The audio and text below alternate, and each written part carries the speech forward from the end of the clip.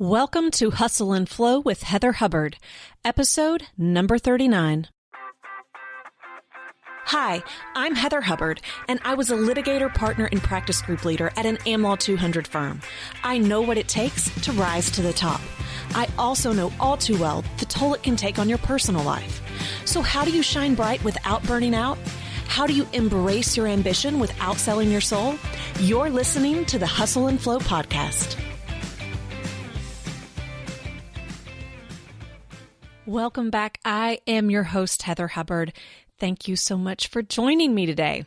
So I have been hearing a lot of people recently saying that they're kind of giving up for the rest of the year. So, we're getting ready to get into the holidays, and some people haven't made the progress towards their goals that they wanted. And they're starting to say, well, I'm just going to start new in 2018. I'm just going to let the rest of the year kind of slide. No, I can't even handle this. So I wanted to come on and do a podcast on how you can finish strong in 2017, even if you feel like, the first 10 months have just either been a wash or not. You've not made the progress that you wanted to. Okay. So today I'm going to give you a bit of a motivational speech, but I'm also going to give you some practical steps on how you can make at least some progress before the end of the year so that you don't just have to wait until 2018, because you can get a lot accomplished now. So I get that we're getting into the season where days get shorter, there's less sun, it's getting colder, at least it is here in Nashville. So I'm recording this today, and the high, I don't know, it's in the 50s or 60s, something which seems ridiculously cold to me. Some of you are probably in parts of the country where you're like, that seems like a really nice fall day, and others of you are like, oh my gosh, that's terrible. But I'm super cold. And when the days get shorter, when it gets colder, we tend to stay inside more. We don't move as much. We start to eat, all of those comfort foods. The holiday seasons and all of these parties are upon us. This is coming out on Halloween. So this is kind of the start to what many of us consider a hibernation season, where we really just kind of, we just take the rest of the year off. And I strongly encourage you not to give up. There is still plenty of time to accomplish a lot of things and still go to all of the parties that you want to this year. I'm not asking you to give that part up, but the fourth quarter is when it matters the most. And so I don't want you just giving up. And here's part of, here's a little sports psychology for you. If you're the kind of person that is willing to just throw in the towel during a year, a game, whatever, it's probably not going to be the last time you do that. And this is not a personal attack at all. I just want you to know that you might be lying to yourself when you say, I'm just going to start over in 2018.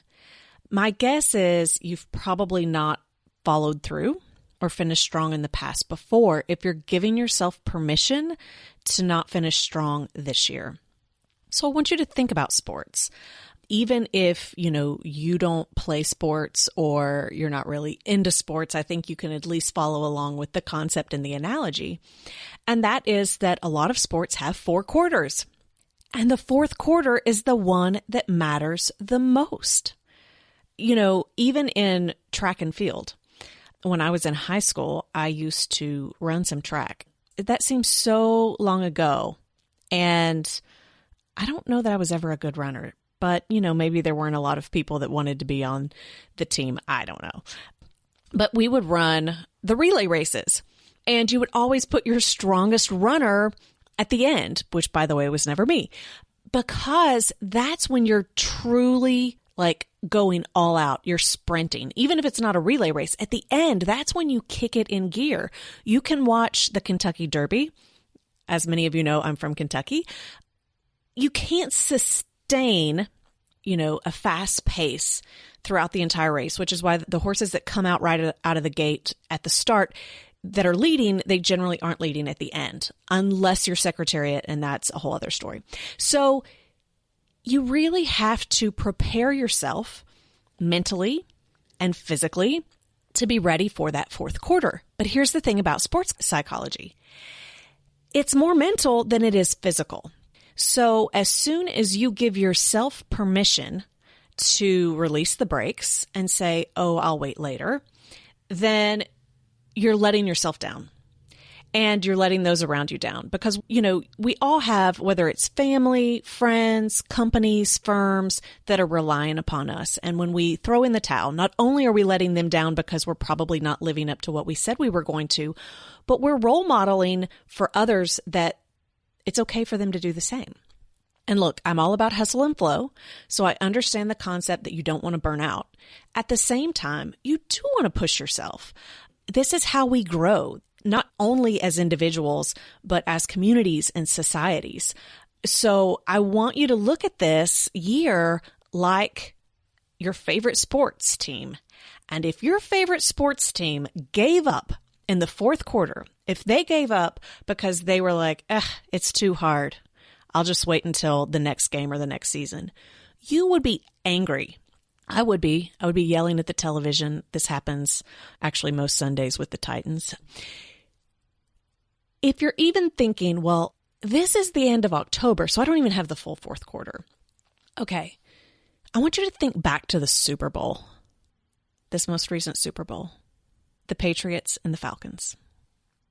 If you know anything about football, and maybe even if you don't, you probably know what happened.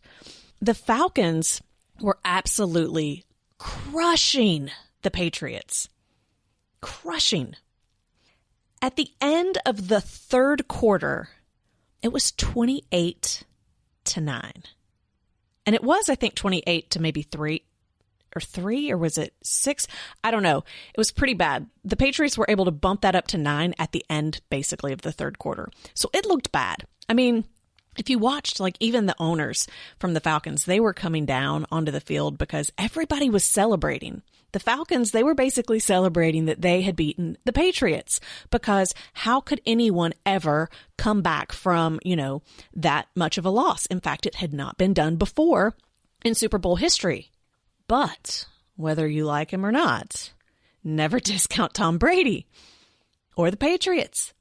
They were able to come back. They scored 19 points in the fourth quarter to tie it up and go into overtime. They were not willing to say this is over, even when the other team was already celebrating, even when the rest of the world and the commentators, everyone's saying they can't come back from this. They did. They absolutely did. Not once did they say in their minds, this is over. So I want you to know that 2017 is not over. You absolutely can still crush it. 100% you can crush it. Now you get to decide what that means for you. Maybe you're going for the Super Bowl. These are really huge goals and you want to crush it. Great. You 100% can do that. You have 2 months left and you just got to give it your all. That said, let's say that you don't want to crush it. You're intentionally choosing to not crush it, but you're also going to say, okay, I'm not giving up. You can do that as well. As you know, this podcast is called Hustle and Flow. I 100% believe in being very intentional. If you're crushing it means that you start to lose momentum or you get distracted in other areas of your life that are just as important, then maybe you don't do that. Maybe you just get better prepared for the following year. But what I don't want you to do is just coast the rest of the year. I want you to make some changes. I want you to make some progress so that you are 100% ready and already building that mental strength and toughness for knocking out 2018 even better than you did this year. Okay, so here's how we're going to do this. Now let's get into the practical piece. Okay, so normally at the beginning of the year, when you start to plan for what you want to accomplish, you have a clean slate. You're probably bringing with you some of, what you did the year before, but you're really dreaming about the possibilities. You really think that you can do anything. And you don't even really consider time as much of a factor because you just think you can get a ton done. We're not doing that now. We have 2 months left. So you're not going to say, I want to accomplish a lot of new goals that I had not previously set for myself, right? We're not starting over. What we're going to do is we're going to look at what you had already said you were going to do. So what did you say your goals were going to be?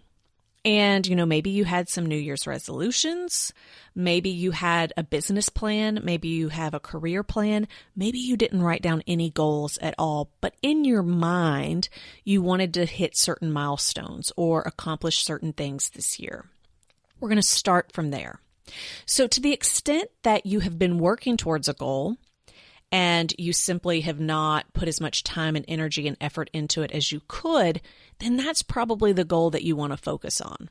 If, on the other hand, you really haven't spent much time in 2017 focusing on goals at all, I want you to pick something that was at least in the back of your mind. Okay? So even if you didn't write it down, even if it's not in a formal plan, you probably said something to a friend or a colleague, or at least to yourself, as to what you wanted. So we're starting from there. This is not a clean slate. We're taking something that you've already been working on or you said you were going to work on. And I want you to write those down. I want you to write those down unless you've got something that comes straight to mind. If you had a few different things you were working on, if you had a business plan, you can pull it out so that you can look at all of your options.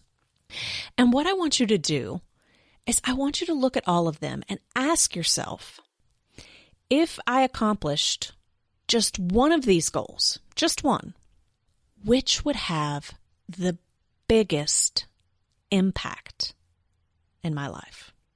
Which would have the biggest impact in my life? Now, that may be health. It may be relationships. It may be something related to your career. Maybe it's hitting your billable hours. Maybe it is generating a certain amount of income. Whatever it is, what would have the biggest impact if you were able to accomplish it by the end of the year? And I don't want you to just make progress. I want you to set as your goal that you will have accomplished whatever it is you're setting out to do by the end of the year.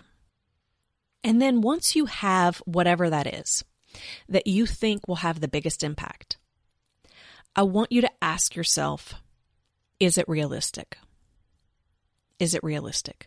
Now, I want you to stretch yourself, okay? So don't just pick some super low-hanging fruit that, you can just basically do it and check a box and say, well, I got my insurance renewed, right? I want you to stretch yourself so that you can feel really good about whatever it is that you are accomplishing. At the same time, if it is impossible, I don't want you to set yourself up for failure. Now, keep in mind, the commentators, the fans, everyone said that it was impossible for the Patriots to come back, and yet they did. So, obviously, what's impossible to one person may be possible to another. But as long as you're being honest with yourself, you should know whether or not you can accomplish it if you work really hard. Okay?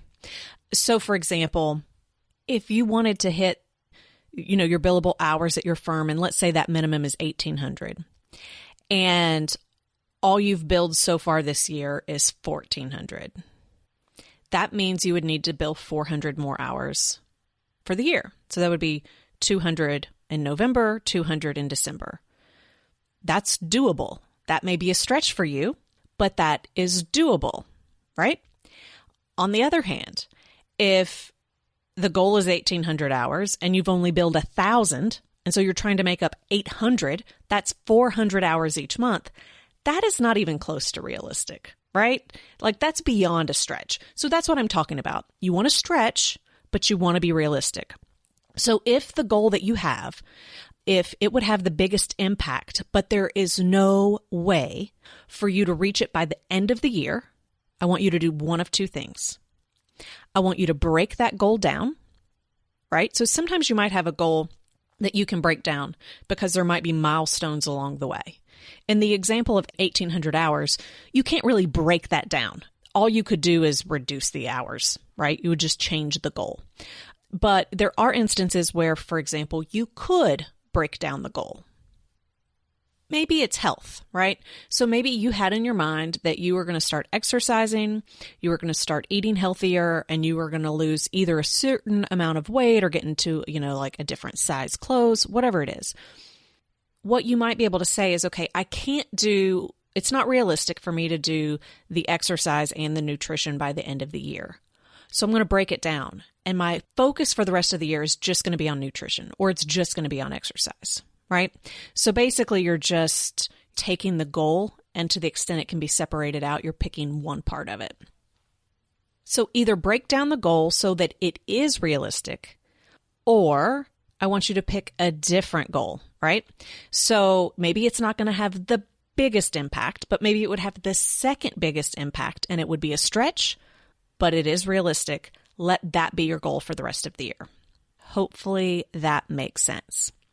Now, you may be thinking, well, now that I'm pumped up and I'm back in the game, I'm like, okay, I'm not going to give up. I'm back in the game. Suddenly, I now have a million things that I have to get done by the end of the year. It's non-negotiable. It's kind of funny how we can do that, right? Like we can be like, I'm not doing anything to I'm all in, right? And then we're overcommitted. Be careful with that. If you've been making progress towards a goal and you're just maintaining that progress, then yes, you could absolutely throw a few more things in there. But if you're just starting something or you've not made much progress at all, you really just need to focus on one goal. One goal over 2 months is really all you're going to be able to handle. And I want you to reach that goal. And you know what? Prove me wrong. If you can reach one of your goals within 3 to 4 weeks, and then you want to add a new one in for December, go for it. But my experience with working with people and just the data that's out there on goal setting, you're going to really struggle to have more than one. So again, you're back in the game. That's awesome. Congratulations. I love that you're back into it, but just choose one. Okay, so now you've got your goal. It's going to have a big impact. The next step is to create your goal map. Now, I'm going to briefly go over this, but if you want a more in-depth analysis of how you do this, I recommend that you go back to episode 15, where I really break down the whole planning system. But we're going to briefly cover it right now so that we can finish up this episode on time. Okay, so you've got your goal, your one goal. What you're going to do now is you're going to brainstorm what your projects look like and your tasks. And because we have 2 months left, we're going to go ahead and do all of that right now. So I encourage you to do this today while it's fresh on your mind, especially since we're at the end of October and you want to have 2 good months to do this. You want to identify all of the projects that are going to be needed to accomplish your goal. So a task is something that only requires one step. And as soon as you accomplish that one step, you can check it off. A project includes multiple steps. Many times when we write things down on our to-do list, we write down projects. We think of them as tasks, but they're projects. And then we look at it and we feel overwhelmed because we don't know where to get started, and we procrastinate and we avoid doing it. I don't want you to avoid doing it. You don't have time to procrastinate. You've got 2 months left. So the way that you combat that is you break it down into super small steps, and that's the concept of tasks. So you may only have one project with a lot of tasks under that, or you may have multiple projects with tasks under each project. So let's just stick with the examples that I kind of came up with on the fly. And the one was, let's say we're going to lose weight, and we broke that down. So we're just going to focus on exercise.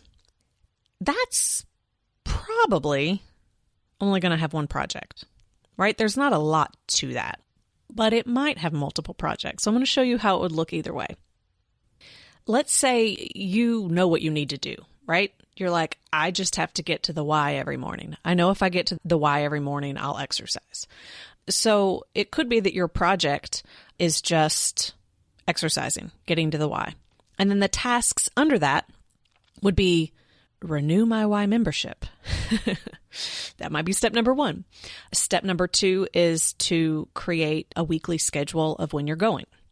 Step number 3 might be maybe it's to get to bed early the night before you're going, or, laying out your clothes.